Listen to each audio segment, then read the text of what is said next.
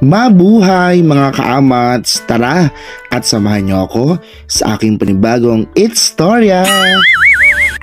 Matagal-tagal na rin buhat nang mag-video ako at finally matapos ang maraming gawain sa paaralan na hindi pa rin ako matapos-tapos ay may kukwento ko na sa inyo ang mga ganap ko dito sa vlog na ito.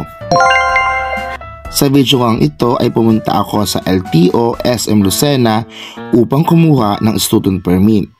Bago ka mabigyan ng student permit ay kailangan mo munang kumuha ng TDC na may 15-hour seminar at nagkakahalaga ng 1,000 piso. Dito sa TDC ay ituturo sa iyo ang mga batas trapiko, pero hindi yata batas trapiko ang natutunan ko dahil ang puso ko ang natutong tumibok. Ang gwapa naman kasi ni Sir Eme! Sa ikalawang araw nga ng aming TDC ay bago ako pumunta na muna ako dito sa medical para mamaya ay tuloy-tuloy at diretsyon na tayo sa pagpila sa LTO para kumuha ng student permit. 650 pesos ang aking pinagbayaran. Ito nga palang medical na ito ay ma-expire daw ng 60 days o 2 buwan. Kaya ni number yan, first year, second year. Lagi po tayo mag-start sa first year, primera. So automatic na sakay naman po, ilagay lang sa letter D. Parang sa reverse, pag nasa letter D na yan.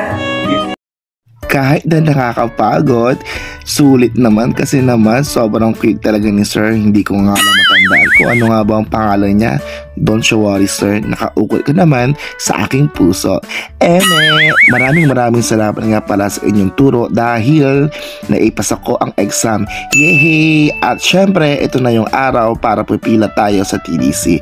Pero bago ang lahat, inangas ko muna i-flex ulit si Sir dahil sobrang galing niya magturo ng mga kaalaman na magagamit natin kapag tayo ay magdadrive na. At ito na nga sa ikatlong araw ay kumuha na ako ng aking student permit at hanggang dito na lang ang kwento ko. See you